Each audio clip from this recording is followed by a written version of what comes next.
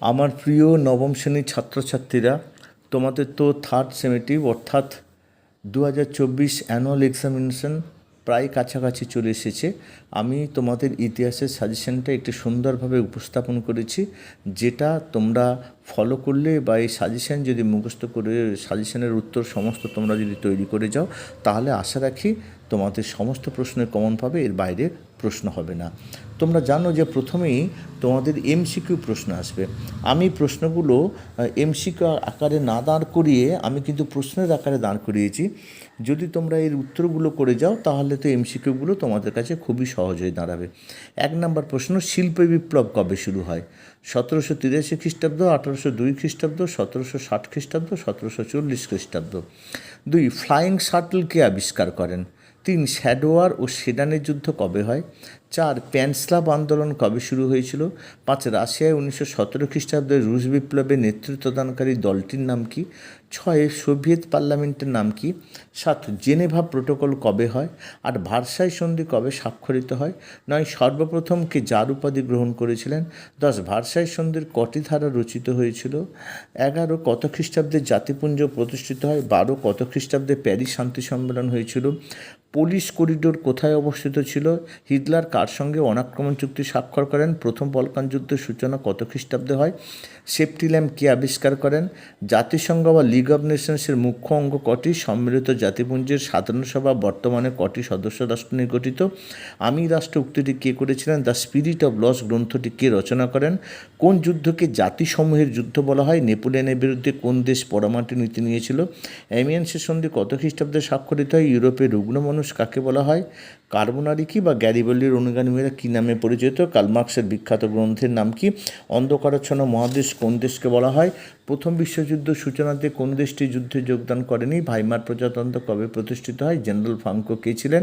Munich চুক্তি কবে স্বাক্ষরিত হয়? ডিডে বা মুক্তি দিবস বলা হয় কোন দিনটিকে? লেনলিজ আইন কোন দেশ গ্রহণ করেছিল? আন্তর্জাতিক বিচারালয় কোন শহরে অবস্থিত? সম্মিলিত জাতিপুঞ্জ কবে প্রতিষ্ঠিত হয়েছিল? জোলভেরা আইন কি? মুক্তিদাতা যার নামে কে পরিচিত? ইউরোপের ইতিহাসে মেটার্নির যুগ বলা হয় কোন সময়কে? ওয়াটার ফ্রেম কে আবিষ্কার করেন? সাম্রাজ্যবাদ পুঁজিবাদের সর্বোচ্চ স্তর পুস্তিকাটি কে রচনা করেন? প্রথম বিশ্বযুদ্ধের প্রত্যক্ষ কারণ কী ছিল? শিল্প বিপ্লবের পথপ্রদর্শক বলা হয় কোন দেশকে? রাশিয়ার শাসকদের কী বলা হয়? রক্তাক্ত রবিবারের ঘটনাটা কি? স্পেনে কি একনায়কতন্ত্র প্রতিষ্ঠা করেন? ফুয়েরার কথার অর্থ কী? নাৎসিবাদ ও প্যাসিবাদের উদ্ভব হয় কোন কোন দেশ? রোম বার্লিন অক্ষয় চুক্তি কত খ্রিস্টাব্দে কোন কোন দেশের মধ্যে স্বাক্ষরিত হয়? মুসোলিনির উপাধি কী ছিল? পার্ল হারবার কী ছিল? জাতিসংঘ কত খ্রিস্টাব্দে প্রতিষ্ঠিত হয়? জাতিসংঘ প্রতিষ্ঠার ক্ষেত্রে কে গুরুত্বপূর্ণ ভূমিকা গ্রহণ করে? জাতিসংঘের সদর দপ্তর কোথায় অবস্থিত? সম্মিলিত জাতিপুঞ্জের নিরাপত্তা পরিষদের মোট সদস্যের সংখ্যা কত? এগুলো সবই এমসিকিউ আকারে আসবে, আমি প্রশ্নের আকারে দাঁড় করিয়েছি। এবার দেখো, সম্পূর্ণ বাক্যে উত্তর দাও। প্রশ্নের মান 5।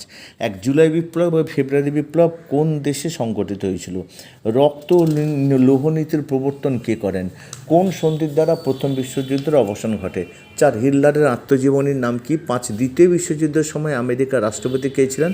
6, আমেরিকা কবে জাপানের উপর পারমাণবিক বোমা নিক্ষেপ করে? 7, ইউএনের পুরো নাম কি? 8, সম্মিলিত জাতিপুঞ্জের প্রথম মহাসচিব ও বর্তমান মহাসচিব কে? 9, লেনিনের পুরো নাম কি? 10, ফরাসি বিপ্লবের সময় ফ্রান্সের রাজা কে ছিলেন? 11, তৃতীয় বিশ্ব কথাটি প্রথম কে ব্যবহার করেন? 12, ইলেদুচি উপাধি কে নিয়েছিলেন? 13, ঘেটো কি? 14, ন্যাটো কথাটির পুরো নাম কি? এবার সত্য মিথ্যা নির্ণয় করো। 1, ঘেটো হলো শিল্প বিপ্লবকারী ছোট শহরাঞ্চল। 2, ভার্সাই সম্মেলন বসে জেনিভা শহরে। 3, ফ্রাঙ্কো ছিলেন স্পেনের সেনানায়ক। 4, জাতিসংঘের প্রথম মহাসচিব ছিলেন জোসেফা এভেনলা।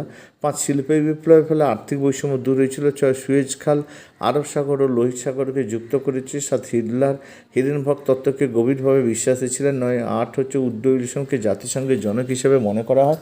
9, ভলতেয়ার সামাজিক চুক্তি গ্রন্থটি রচনা করেন। 10, অস্ট্রিয়ার প্রধানমন্ত্রী ছিলেন মেটারনিক। 11, মেইন ক্যাম্পের লেখক হিটলার। এবার শূন্যস্থান পূরণ করা। রাশিয়ার গ্রামীণ সমবায় সমিতিকে বলা হয় ড্যাশ। দ্বিতীয় বিশ্বযুদ্ধের সময় ফরাসি প্রধানমন্ত্রী ছিলেন ড্যাশ। ড্যাশ রাজধানীর সেরাজাবো শহরে ফ্রান্সিস ফার্ডিনান্ড নিহত হয়েছিলেন। মাদার উপন্যাসের রচয়িতা হলেন ড্যাশ। 14 দফা নীতি ঘোষণা করেন ড্যাশ। আচ্ছা, এবার 6 হচ্ছে ট্রুম্যান নীতি ও মার্শাল পরিকল্পনা ঘোষণাকারী দেশ ছিল ড্যাশ। সমাজবাদের বিপরীত ধর্মী মতবাদ হলো ড্যাশ। এবার ক স্তম্ভের সঙ্গে খ স্তম্ভ মিলিয়ে লেখো। বাঁদিকে আছে 1, সাবমেরিন। 2, ইতালীয় মুদ্রা। 3, রাশিয়ার মুদ্রা। 4, সোভিয়েত পার্লামেন্ট। আর ডান দিকে আছে রুবেল, ডুমা, লিভ্রা ডুবোজাহাজ। এবার ক স্তম্ভের সঙ্গে খ স্তম্ভ আর একটা দেখো রুশ বিপ্লবকালীন যায়, 2 মার্চ বিপ্লব, নতুন অর্থনীতি, রেল ডিজাইন, আর ডান দিকে আছে মার্কিন যুক্তরাষ্ট্র, লেনিন, আলেকজান্ডার কেরানস্কি, দ্বিতীয় নিকোলাস। আবার কস্তম্ভের সঙ্গে খস্তম্ভ জি, এখানে আছে 1 14 দফা নীতি, 2 পোড়ামাটা নীতি, 3 তোষণ নীতি, 4 এমস টেলিগ্রাম। আর ডান দিকে আছে রুশ যুদ্ধনীতি, ইংল্যান্ড ও ফ্রান্স, বিসমার্ক এবং উড্রো উইলসন। এবার 2-3টে বাক্যে উত্তর দাও। এক, মেটার্নিক ব্যবস্থা কি? কার্বনারি আন্দোলন বলতে কী বোঝো? শিল্প বিপ্লব কি বলতে কী বোঝো? সশস্ত্র শান্তির যুগ বলতে কী বোঝো? কী কারণে সুয়েজ খাল খনন করা হয়েছিল? বলশেবিক কারা? উগ্র জাতীয়তাবাদ কি? বলকান সংকট কি? ভাইমার প্রজাতন্ত্র কি? কোন ঘটনাকে দ্বিতীয় বিশ্বযুদ্ধের রাষ্ট্রজনের নিষ্কৃতি বলা হয়? ক্যাশ অ্যান্ড ক্যারি আইনের উদ্দেশ্য কী ছিল? ধারণ দাও। কবে কোথায় আটলান্টিক সনদ স্বাক্ষরিত হয়েছিল? মার্শাল পরিকল্পনা কি?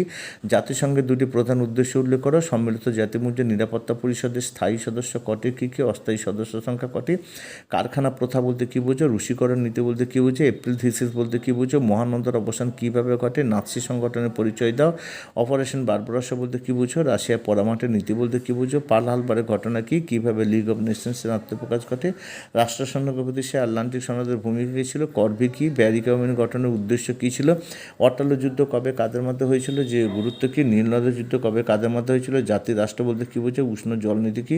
শিল্প বিপ্লব বলতে কী বোঝায়? কবে কেন বলকান লিগ গঠন করা হয়েছিল? গণতন্ত্রের সঙ্গে ফ্যাসিবাদের দুটি পার্থক্য লেখো। ইউরোপের ইতিহাসে 1917 খ্রিস্টাব্দের গুরুত্ব কী? পুলিশ করিডোর কি? ভেটো বলতে কী বোঝায়? এবার ভেটো বলতে কী বোঝায়? আর একটা হচ্ছে ইউনেস্কোর পুরো নাম কি?